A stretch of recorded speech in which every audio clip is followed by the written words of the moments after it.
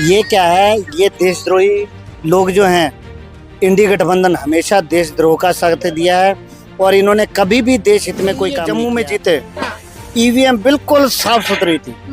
जैसे ही हिमाचल में सरकार बनी ईवीएम बिल्कुल सही थी। जैसे ही बीजेपी जीती ईवीएम बेचारी हैक हो जाती है। अच्छा, उसको विधवा का सर्टिफिकेट दे देते क्या हैं। नाम हुआ आपका? हरभजन सिंह। क्या कहेंगे सर, जिस तरह से अभी हरियाणा इलेक्शन का रिजल्ट आया उसके बाद से बीजेपी जश्न मना रही तो कांग्रेस बौखला गई है। देखिए, बीजेपी जीती है, जश्न मनाया, कोई आपने हल्ला सुना, कोई सड़कों पे नंगा नाच किया? अगर यहाँ कांग्रेस जीती तो इनका उद्यम देखते आप। बीजेपी जीती, शांति पूर्वक उन्होंने अपना जो भी कार्यक्रम करना था किया, अपने शांति से बैठ गए।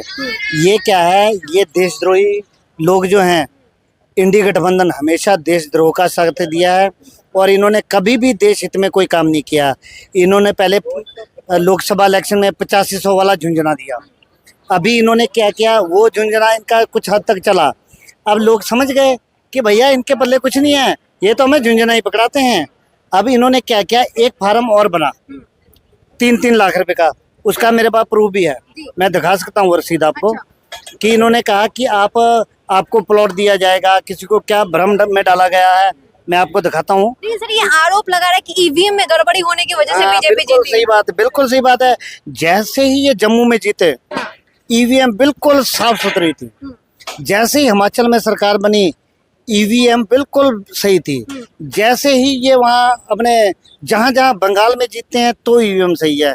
जैसे ही 99 इनकी सीटें आई तो ईवीएम बिल्कुल सही थी। जैसे ही बीजेपी जीती ईवीएम बेचारी हैक हो जाती है। अच्छा, उसको विधवा का सर्टिफिकेट दे देते हैं। ये इनको कुछ नहीं करना। इंडिया गठबंधन चोर है, ठग गठबंधन है, इनको कुछ नहीं करना जिंदगी में।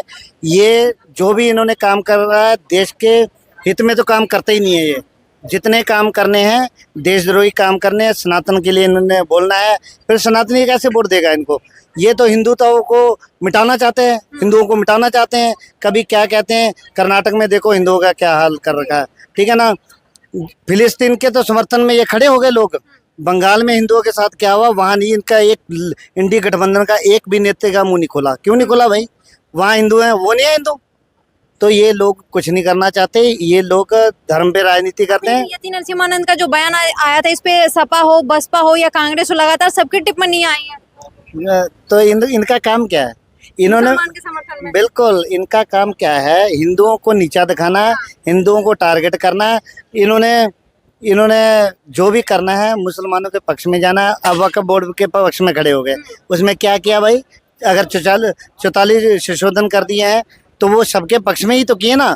अगर तुम्हारे पास कहते हैं ये वक्फ बोर्ड के पास इतनी जमीन है तो डॉक्यूमेंट दिखाओ ना, क्यों नहीं दिखा रहे हैं? जब विदेश जाते हैं पासपोर्ट बनाते हैं डॉक्यूमेंट देते हैं ना, हाँ क्यों नहीं देते? इन्होंने तो देश का बेड़ा गर्क कर रखा है। 70 साल से ये लोगों को गुमराह कर रहे थे।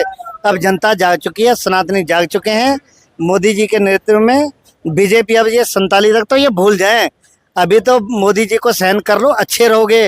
नहीं तो बाबा आ रहे हैं, गाय वाले आ रहे हैं, फिर चारा तुम्हें भी साथ खिलाएंगे अच्छी तरह। जय श्री राम। अच्छा सर, ये जिस तरह से बोला जा रहा है कि हरियाणा में कि मतलब अभी लगातार कांग्रेस कह रही थी कि भाई किसान नाराज है, युवा नाराज है। वहीं विनेश फोगाट जब इनके साथ हुई तो ये लोग बहुत खुश हो गए कि भाई ये लोग तो दावे कर रहे थे कि हमारी सरकार आ रही है।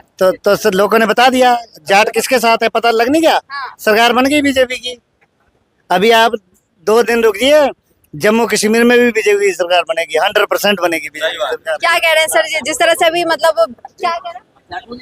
हेलो, हाँ, वो कह रहे हैं कि बीजेपी मतलब जो जीती है उसके ऊपर आरोप लग रहा है कि वो बस ईवीएम में गड़बड़ी होने की वजह से मतलब जीती है। देखिए, ये कांग्रेस पार्टी और इंडिया गठबंधन जब चुनाव के मुंह की खाता है, जब हार का सामना करना पड़ता है तो ये आरोप प्रत्यारोप लगाते हैं कि ईवीएम में गड़बड़ी है। चुनाव आयोग पे लोग आरोप लगाते हैं। ये इनका आज का नहीं है। ये 10 साल से मोदी जी के नेतृत्व में, चाहे और राज्य हो चाहे केंद्र में हो, बीजेपी जो है फतह करती जा रही है। तो इनको कोई ना कोई सिगोफा फेंकना है, जनता को बेवकूफ बनाना है, अपने कार्यकर्ताओं को बना के रखना है। तो ये लोग ऐसे सिगोफे फेंकते रहते हैं, इसका वास्तविकता से कोई मतलब नहीं है। ईवीएम नहीं है किया जा सकता। केंद्रीय चुनाव आयोग जो है बड़ा निष्पक्ष है, वो निष्पक्ष चुनाव कराता है, सारी व्यवस्थाएं निष्पक्ष है उसकी। ये हार का बस इनका एक तिलमिलाहट है जो इसको पचा नहीं पाते हैं। ये लोग झूठी झूठी खबरें फैलाते रहते हैं। जनता के सामने जब आपके विकास के कोई मुद्दे रहेंगे, आपको तो केवल उसमें देश को बांटने की राजनीति करनी है आप लोगों को। जातियों में बांटने की राजनीति करनी हिंदुओं का। अब हिंदू समझ चुका है, अब हिंदू को पता है कि हमारा एकमात्र कोई सुरक्षा कर सकती है तो भारतीय जनता पार्टी कर सकती है, क्योंकि अगर हम बटेंगे तो कटेंगे। योगी जी ने बोला, हरियाणा की जनता समझ गई, समझदार को इशारा काफी, हरियाणा के लोग समझदार हैं।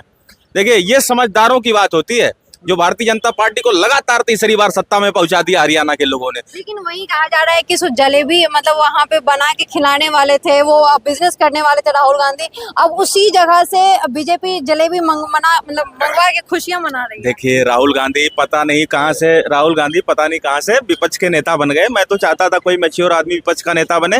और देखिए, इनका पहले भी उल्टा सुल्टा बयान देते रहे, आलू से सोना बनाने का, फिर जलेबी जो है दुकानों पे बनती, लेकिन ये जलेबी की फैक्ट्री लगा रहे हैं। तो राहुल गांधी अनमेच्योर आदमी है, उनके बारे में तो मैं बात करना नहीं चाहता। बस कांग्रेस पार्टी के उत्तराधिकारी हो गए हैं वो, बाकी उनके कोई गुण नहीं है, कोई ऐसा नहीं है, कोई उनके अंदर कोई ऐसे गुण नहीं है जो देश को चला सके।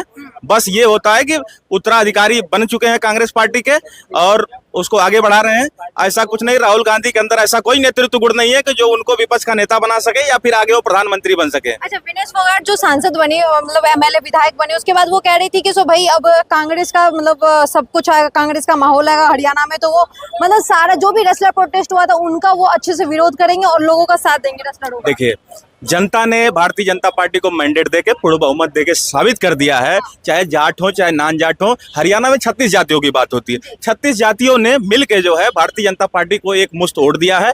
और आप देखिए, 48 सीटों पे भारतीय जनता पार्टी ने फतह हासिल किया है। तो देखिए, तो जनता ने मुहर लगा दिया कि जनता, हरियाणा की जनता भारतीय जनता पार्टी के साथ है। वो उनके साथ नहीं है जो जंतर मंतर पे बैठ के नौटंकी करते हैं, वो जो राजनीतिक कारणों से जो है ब्रजभूषण सिंह पे आरोप लगाते हैं और नौटंकी करते हैं। यहाँ पे जनता उसका मुहर लगा चुकी। विनेश फोगाट को भी जीतते जीतते पसीने छूट गए उनके, वो तो गलती से जीत गई, आगे वो भी नहीं जीतने वाली है। तो देखिए, जनता, हरियाणा की जनता समझदार है, उसको पता है कि किसको सत्ता में बिठाना है, किसको सत्ता से बाहर फेंकना है। ये जो जलेबी की फैक्ट्री लगाने की बात करते हैं राहुल गांधी जैसे अनमेच्योर लोगों को, जो है वो सत्ता से बाहर का ही रास्ता दिखाएंगे। और मैं चाहूंगा कि ये जो देश में और प्रदेश में सारी जगहों पे भारतीय जनता पार्टी की सरकार बने, तभी देश का भला हो सकता है, देश का विकास हो सकता है। अच्छा सर, एक आरोप कांग्रेस के ऊपर ये लगाया जाता है कि सो भाई मतलब कांग्रेस अपने ही पार्टियों को नहीं संभाल पाते, उनके खुद के पार्टी में इतनी सारी विवादास्पद बातें होती हैं, लोग एक दूसरे से खफा होते हैं। मतलब कुमारी शैलजा की भी बात करें तो वो पूरे चुनाव भर मतलब ऐसे नाराज। देखिए, कांग्रेस पार्टी जो है वो उस पे चलती है, अनुवांशिकता पे चलती है। ये लोग सबका साथ सबका विकास की बात ना बाहर करते हैं ना पार्टी में करते हैं। इनका बस राजाओं जैसी स्थिति चलती है, बादशाहों जैसी। पार्टी में केवल एक व्यक्ति का प्रभुत्व चलता है, बाकी सब लोग जो है आम आदमी है। देखिए, भारतीय जनता पार्टी में चाहे वो कार्यकर्ता हो चाहे आम आदमी, हर किसी की बात सुनी जाती है। किसी को भी प्रधानमंत्री बनाया जा सकता है, किसी को मुख्यमंत्री बनाया जा सकता है। पूरे भारत में एकमात्र पार्टी भारतीय जनता पार्टी है जिसमें कोई भी व्यक्ति जमीन से लेके वो सर्वोच्च पे पहुंच सकता है, लेकिन और पार्टियां नहीं। आप अखिलेश यादव की समाजवादी पार्टी देख लीजिए, आप समाजवादी पार्टी के देख लीजिए, आपको क्या राष्ट्रीय अध्यक्ष कोई समाजवादी पार्टी का अखिलेश यादव के लड़कों के अलावा कोई भविष्य में बन सकता है? लेकिन भारतीय जनता पार्टी का इसमें से कोई अध्यक्ष बन सकता है। मैं बता रहा हूं, यहीं पे खड़े कोई व्यक्ति भारतीय जनता पार्टी का आने वाले समय में अध्यक्ष बन सकता है, देश के प्रधानमंत्री बन सकते हैं, यहाँ पे रहने वाले लोग किसी राज्य के मुख्यमंत्री बन सकते हैं। इलेक्शन से पहले आप कोई सैनी साहब को जानता था? जब सीएम बनने से पहले कोई जानता था? कोई नहीं जानता था। अपने राजस्थान में कोई जानता था? जितने भी ये सीएम बनाए गए हैं बीजेपी के, बताओ इनके सीएम बनने से पहले कौन इनको जानता था? कोई नहीं जानता था। बीजेपी एक ऐसी पार्टी है जो सबको साथ लेके चलती है, ना वो जाति देखती है ना कुछ। ठीक है, बात आप लोगों की सही है कि वो जाति नहीं देखती है, वो किसी को भी सीएम बना सकते हैं, किसी को भी अध्यक्ष बना सकती है। लेकिन जो बार बार आरोप लगता है कि वो धर्म की राजनीति करते हैं, बार बार आरोप लगता है कि वो ईवीएम को हैक कर लेती है, इस तरह के लिए बताते हैं। देखो, पहले क्या होता था, खाली मुस्लिम होता था, अब हिंदू हो रहा है। अच्छा, क्यों? 70 साल से आप देख लो, जो भी कांग्रेस ने जितने भी कानून बनाए हैं सब मुसलमानों के पे ही बनाए हैं, हिंदुओं के उसके बरखिलाफ बनाए हैं। तो आज बीजेपी अगर कर रही है हिंदुओं को, तो क्या दिक्कत हो रही है भाई? क्यों दिक्कत हो रही है? जब तुम मुस्लिम कर सकते हो, अब हिंदू मुस्लिम हो रहा है। क्योंकि अब बीजेपी जो है सनातनी पार्टी है, सनातनियों को लेकर चल रही है, तो उसमें आपको तकलीफ क्यों होनी चाहिए? जब हमें 70 साल से तकलीफ नहीं हुई, तो अब आपको 10 साल में हो गई। अभी थोड़ा रुको तो सही, बाबा ने तो देखो तुम्हारा क्या असर होता है। लेकिन वही किसान को भी लेके कहा जा रहा है भाई कि हरियाणा में जिस तरह से अग्निवीर आया तो उसको लेके बार-बार। किसान सिर्फ पंजाब और हरियाणा में है? मैं पंजाब से हूँ, मैं पटियाला से हूँ। किसान सिर्फ पंजाब में, मैं भी जिम्मेदार हूँ, ठीक है ना। कोई पंजाब में और हरियाणा में किसान नहीं है, पूरे हिंदुस्तान में उनको तो कोई तकलीफ नहीं है। तकलीफ यहाँ है, ये सिर्फ जहाँ की ये किसान जो हैं हमारे, ये बरगलाए गए हैं, इनको कुछ नहीं करना। वो बेचारे कुछ नेता अपने बड़े बड़े महल बना के बैठ गए हैं। वो हमारे जैसे जिम्मेदार जो हैं वो बेचारे खेतों में पड़े रहते हैं। जो अच्छा पैसा बनाना था, डल्लेवाल का देखो कितना बड़ा होटल बनाया, 350 करोड़ का करनाल के पास होटल बना पड़ा है। तो ये चीजें ना सब जानते हैं, सबको पता है कहाँ से फंडिंग हो रही है, वो सब निगाह में है। समान है, दीजिए, इसके खुलासे से हम हो जाएंगे। अच्छा, मतलब इसको लेके क्या कहेंगे सर कि जो मतलब जिस तरह से बीजेपी के ऊपर ये आरोप लगता है, ईवीएम का तो खैर लगता है, ये लगता है, लेकिन दूसरी बात ये भी कहा जाता है बीजेपी को लेके कि सो बीजेपी अब अंतिम पड़ाव पे है, उसके बाद फिर अब कांग्रेस की बारी आने वाली। देखिए, बीजेपी अंतिम पड़ाव पे नहीं है, बीजेपी की अभी शुरुआत है। अभी आप देखिएगा भारतीय जनता पार्टी 400 प्लस सीटें लेके आएगी आने वाले समय में। अब की बार इन्होंने फिर से?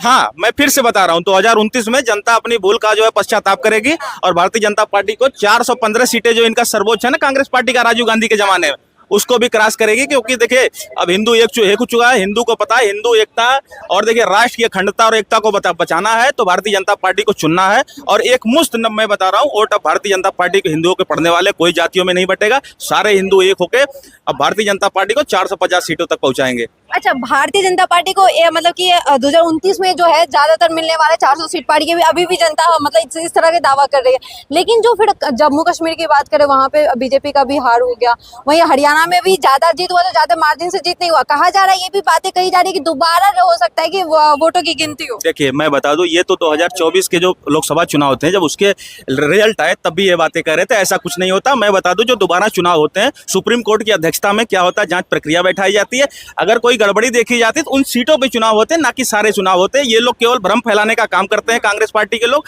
और मैं आपको दूसरी चीजें बता देना चाहता हूं, जो आपने अभी बोला है कि कांग्रेस पार्टी के बारे में, तो इनका आप देखिए देहाव आसान हो चुका है। राहुल गांधी पप्पू थे, पप्पू हैं, पप्पू रहेंगे, क्योंकि इनके बयान जो उल जलूल आते रहे, वो पहले भी आते रहे। और अब देखिए, अब जलेबी की फैक्ट्री उन्होंने लेटेस्ट में लगा दी, जलेबी दुकानों पे बनती है, ये फैक्ट्री बना रहे हैं। तो बताइए, जनता इनको समझ चुकी है। राहुल गांधी को अब जो चमचे कितना भी इनको पहाड़ पे चढ़ाना चाहिए, पहाड़ पे नहीं चढ़ने वाले हैं। 99 सीटों से भी अब ये इनकी जो 44 सीटें जो सबसे कम सीटें हैं ना, अब उससे भी नीचे आने वाले हैं अगले लोकसभा चुनाव में। चलिए ठीक है। अभी ये 99 सीटें लेके चढ़ेंगे, झाड़ पर चढ़ गए थे। हाँ।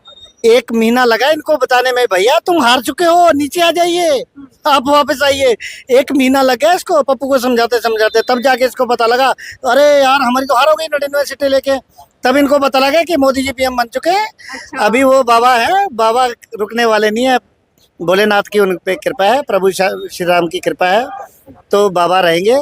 अभी योगी बाबा जी आने वाले हैं। हम कह रहे हैं हरियाणा में अगर जीत हुई है बीजेपी की, तो वो लग रहा है सही मुद्दों पे जीत हुई है। बिल्कुल सही मुद्दे हैं। वहाँ लोग पढ़े लिखे हैं, कोई अनपढ़ लोग नहीं है। उन्होंने सही सरकार चुना, उनको पता। आज हरियाणा में जाके देखो, जितनी भी नौकरियां कर रहे हैं ना बच्चे, मिलती है, 1 रुपया नहीं देना पड़ता था। नहीं तो पहले 10-10, 20-20 लाख रुपए देने पड़ते हैं नौकरी पे, घूसखोरी बहुत चलता था। पर्ची की सरकार बोली जाती है। भूपेंद्र से हुड्डा के पास पर्ची पहुंचती थी और खर्चे जाते थे, तो इसीलिए पर्ची। आज क्या है, बिना निष्पक्षता से हर व्यक्ति को नौकरी मिल रही है। लोग अपना वो दे रहे हैं, परीक्षा दे रहे हैं, पास कर रहे हैं, नौकरी पा रहे हैं, किसी का कोई सिफारिश नहीं हो रहा है। ये पूरे देश में जहां भी भारतीय जनता पार्टी की सरकार है, पूरे निष्पक्षता के साथ चुनाव हो रहे हैं, निष्पक्षता के साथ जो है सारे परीक्षा कार्यक्रम हो रहे हैं। ठीक है सर, ठीक है, थैंक यू सो मच। तो अभी जिस तरह से आपने देखा, अभी हरियाणा इलेक्शन को लेकर हमने बात की, और यहाँ पे जिस तरह से इन्होंने विचार रखा हरियाणा को लेके, वो काफी मतलब एक तरफा था और वो सही भी था कहीं ना कहीं। उनका अपने तर्क के हिसाब से बात की। आपको क्या लगता है, हमें कमेंट बॉक्स में बताइए। धन्यवाद।